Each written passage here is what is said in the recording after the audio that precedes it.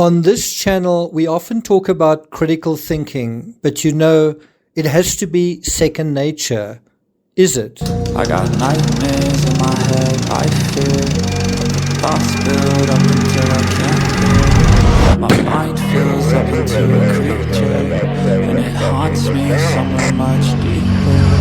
I got nightmares in my head, I fear thoughts build up until I can't hear. That my mind fills up into a creature, and it haunts me somewhere much deeper. Hello and welcome to True Crime Rocket Science, the most authentic voice in true crime. Central to critical thinking is identifying, analyzing, questioning, and evaluating.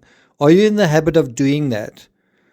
In terms of this 7-minute interview snippet with John Ramsey, I'll put a link to the whole thing in the description. Cotton Star posted it about 3 days ago.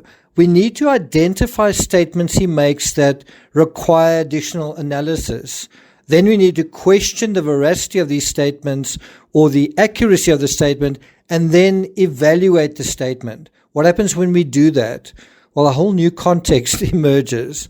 Now, I don't expect the media to be terribly good at this because it requires not only a good and consistently good memory, and a consistent memory as well, that's opposed to an inconsistent memory, but also an encyclopedic knowledge of this case, especially this case. It's got a very, very long and convoluted backstory. Now, in this analysis, I want to take you through this familiar process, at least it should be familiar, and I want to invite you to do the same on the first 5 minutes of the second interview that I'm going to analyze, and see if you can come up with whoppers and counters of your own, which you can jot down in your TCRS notebooks. Worth playing for? Yeah. Before we get started, critical thinking, according to the Monash University description or definition, is a kind of thinking in which you question, analyze, interpret, evaluate, and make a judgment about what you read, hear, say, or write. The term critical comes from the Greek word kritikos, meaning able to judge or discern. And when we talk about critical thinking, that's exactly what we're talking about. Are you able to judge or discern? How well are you able to judge or discern?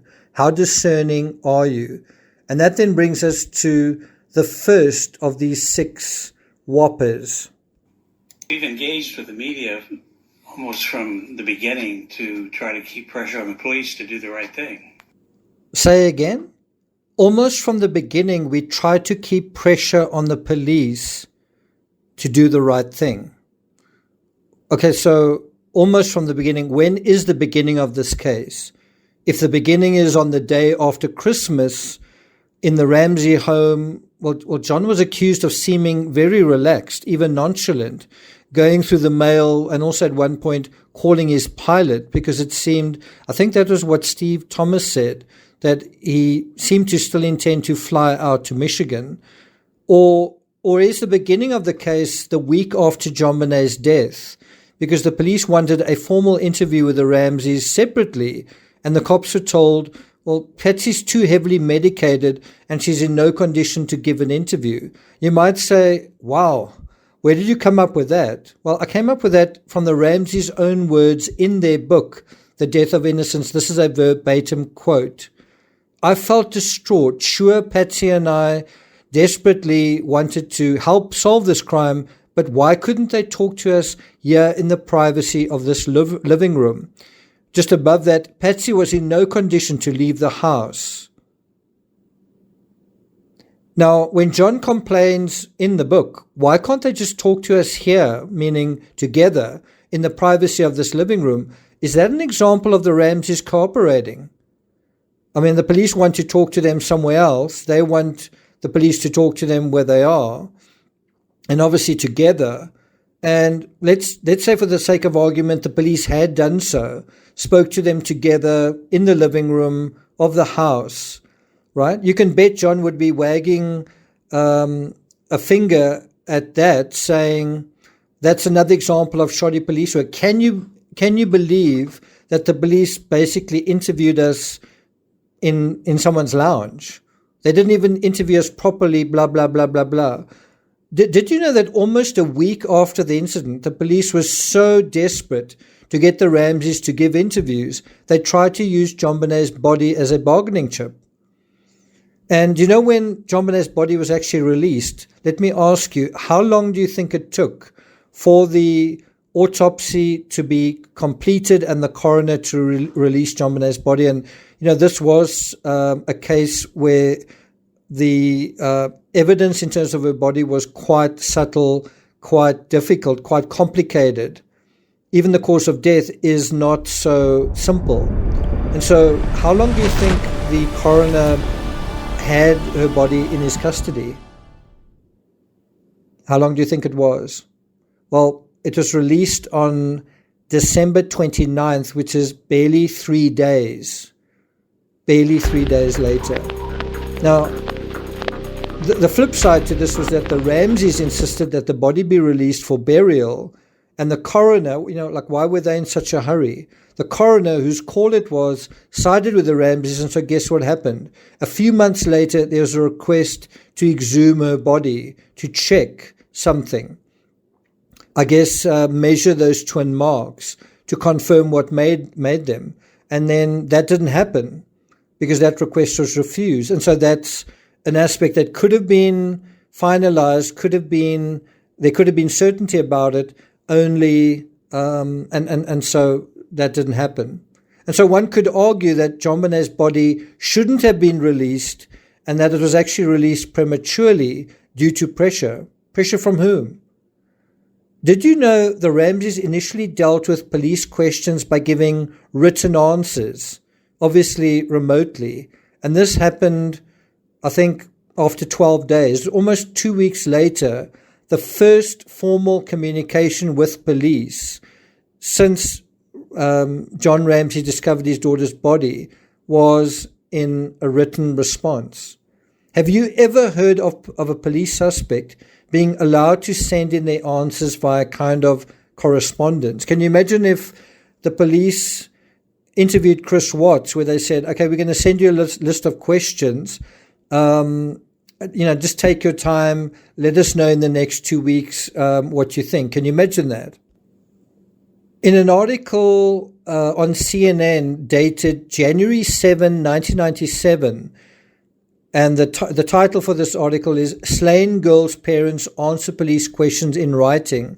A couple of paragraphs down, it says, earlier at a news briefing Tuesday, a Boulder City spokeswoman said police will continue to press for an interview. So guess what is taking place? They are trying to get the Ramseys to talk to them. And guess what? The Ramseys aren't even in Boulder. Now let's jump to April 24th, 1997. Interview plan blows up. And this article came out just a week before the Ramseys gave their first official interview with the police.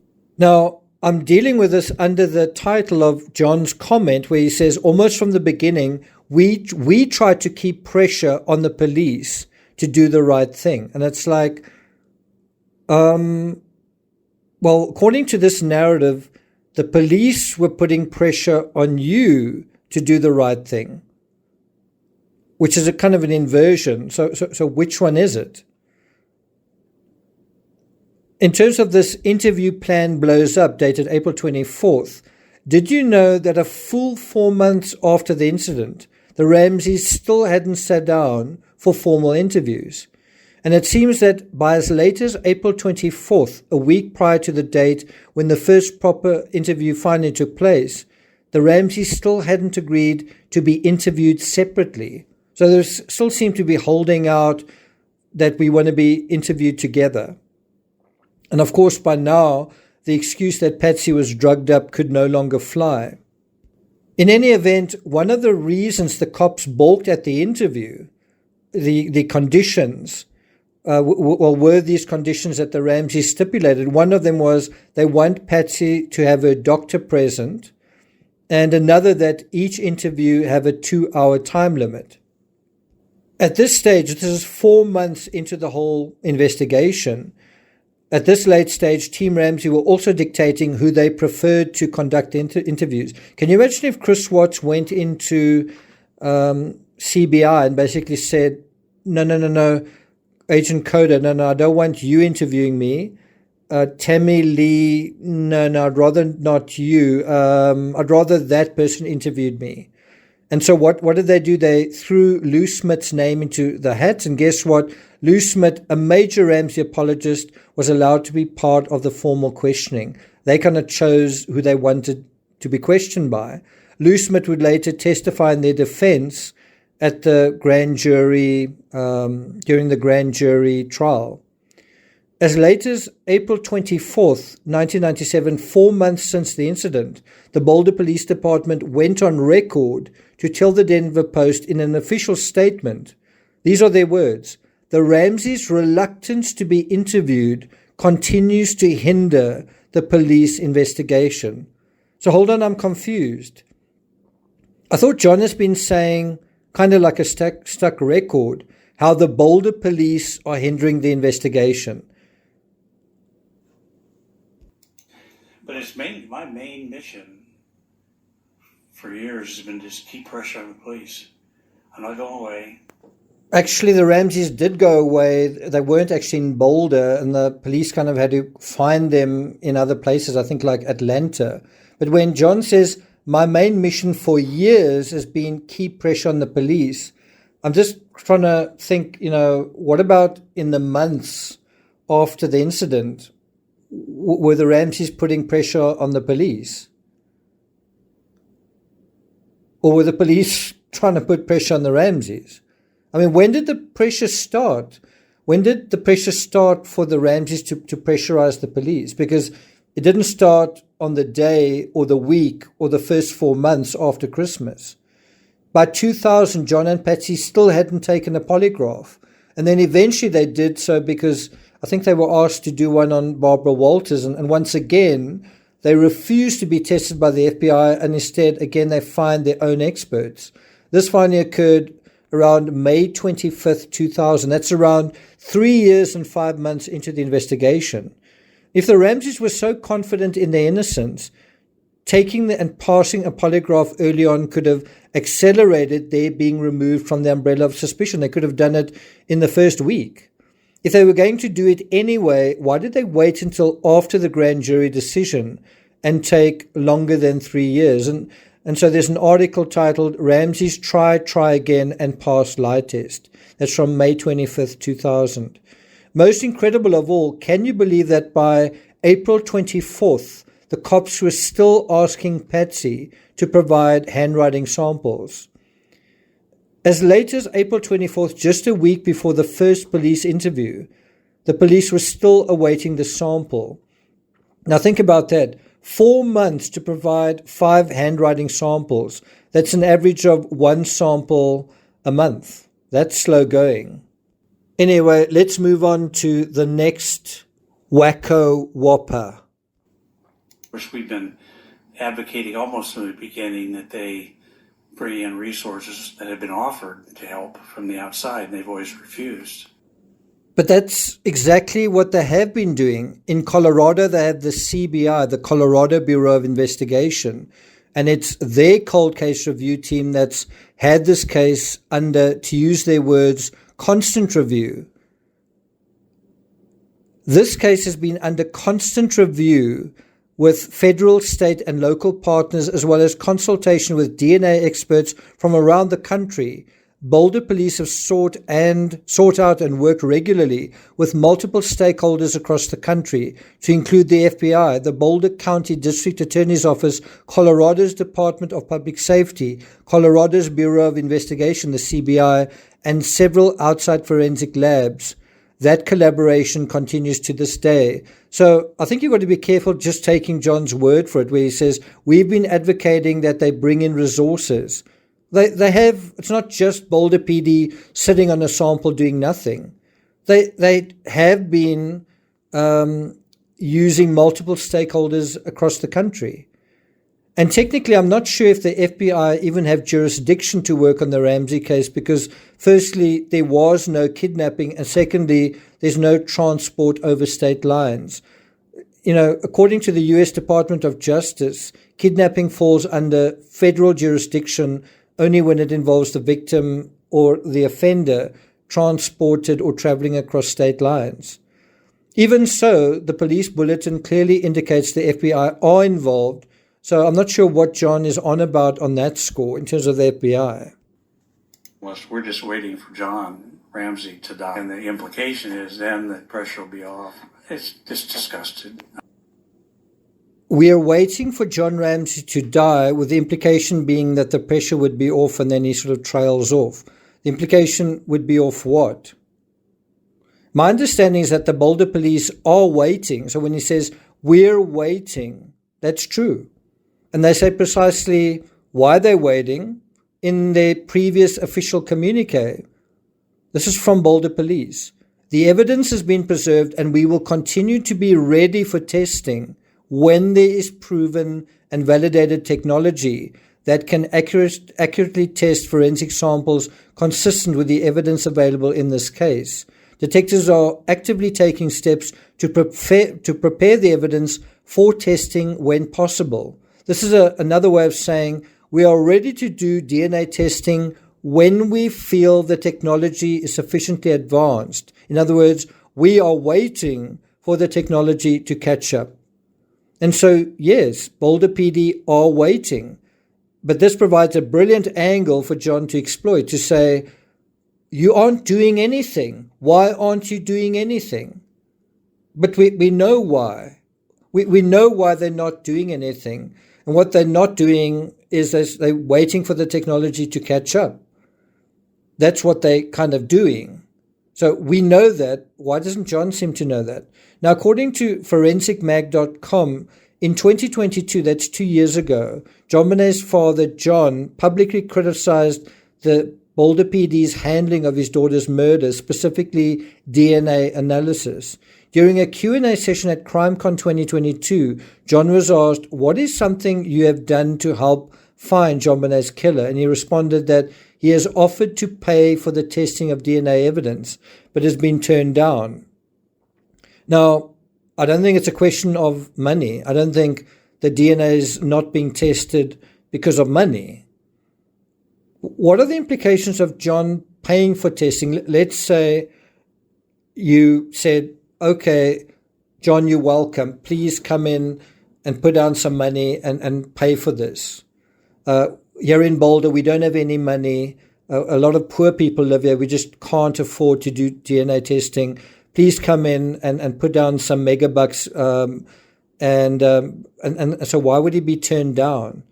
Well, firstly, if John pays, I would imagine that he would be given some sort of control or custody or access, that he might have a stake in the sample and its testing.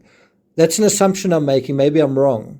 Isn't that a reasonable assumption? Secondly, wouldn't he be turned down because to do the test now would mean they're doing it before the technology would be ready and they would potentially destroy the sample?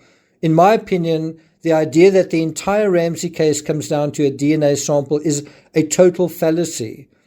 There's so much additional inculpatory evidence. We know what the grand jury decided based on the evidence that was presented.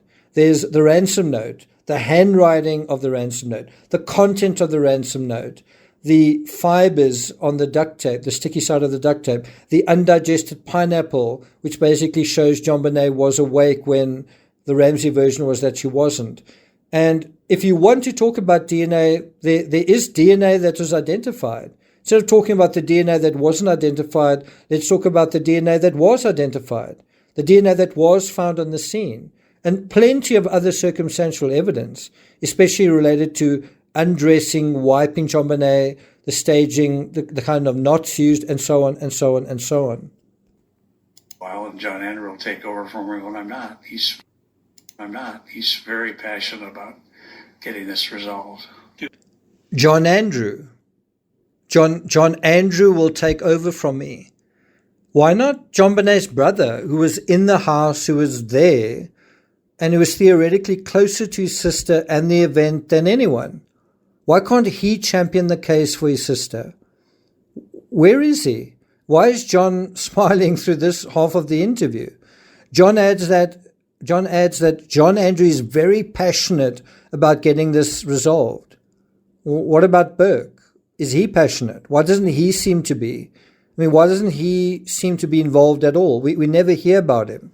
In our case, the media is a real asset to keep that pressure on. Really? In our case, the media is a real asset. Because the Denver Post wasn't saying terribly nice things about the Ramseys in April 1997, and neither was the New York Post in 2000. In October 2013, CNN was reporting on grand jury indictments that had been kept secret since 1999. And as late as 2016, CBS were saying something and were sued into silence, forcing them to nix the final installment of their series. Really, was the media a real asset? That case against CBS was settled in 2019, and the media played nicely ever since. Even the Ramseys' first interview with CNN, they were very reluctant to engage with the local press in Boulder for some reason. Well, that was arguably a disaster, with many saying Patsy didn't come off terribly well. 2 days later, Boulder's mayor went on to CNN to counter Patsy's breathless claim of, "There is a killer on the loose. There's someone out there," to say Boulder is safe. And then in 1997, she again kind of confirmed what she was saying, that people have no need to fear that there's someone wandering the streets of Boulder looking for someone to attack. Boulder is safe, the mayor said. Boulder is a safe community. Then she also said to Rocky Mountain News, there is a killer, but I think the implication, which is completely erroneous, is that there's a murderer walking up and down the street looking for young children. The mayor seemed to know something early on, didn't she? And she was asked, who did you clear this with? Did you just say this out of your own? And she said, I cleared it with the police chief. I think it's Tom Kobe. As early as 1998, the Ramseys on JONBENET's America certainly weren't referring to the media as an asset, as John is now, quite the opposite. In fact, around half of that almost 50-minute Ramsey apologia is a half-hour critique of the news media. I do think the news media have come round to supporting John Ramsey in circa 2020. I mean, what do you think? If you say the news media are supportive of the Ramseys, when do you think that tide has turned? Was it 2016? Was it 2018? Was it 2020? But it certainly has been this year, last year, the year before that, probably the last 4 or 5 years. Do you agree with that? What about before then? I mean, it seems that John and the news media seem to be relying on near total amnesia to imagine that this support was always there, because it nearly always wasn't. Well, at least in my opinion. What do you guys think? Are you ready for the 6th and final Whacko Whopper? Confirmed in 2006, and that's when the DA finally wrote us a letter, apologized for how he'd been treated, and cleared us as suspects. That part's true. Of one thing, there's no doubt, the DA did clear the Ramseys as suspects. First, the one in some clever, I would say crafty, legal sleight of hand. The one DA, do you know which one I'm talking about? And then another. The second DA who did this, Mary Lacey, tried to have John Mark Carr arrested or charged when there was no evidence against him. That was in late August 2006. 11 days later, oops, the DA dropped the charges. But you never hear about the roadblocks and the disasters not one but two district attorneys were to the Ramsey investigation, unless you read Detective Steve Thomas's resignation letter. I mean, they have been a real asset to the Ramseys, haven't they? Does that make sense? Thank you for listening. Look out for my follow-up analysis of the other 5-minute interview, and I'll post a link to that one as well in the description. Thank you for listening. Please hit the thanks button if you've found value in this analysis and perhaps learned something, and I'll see you guys next time.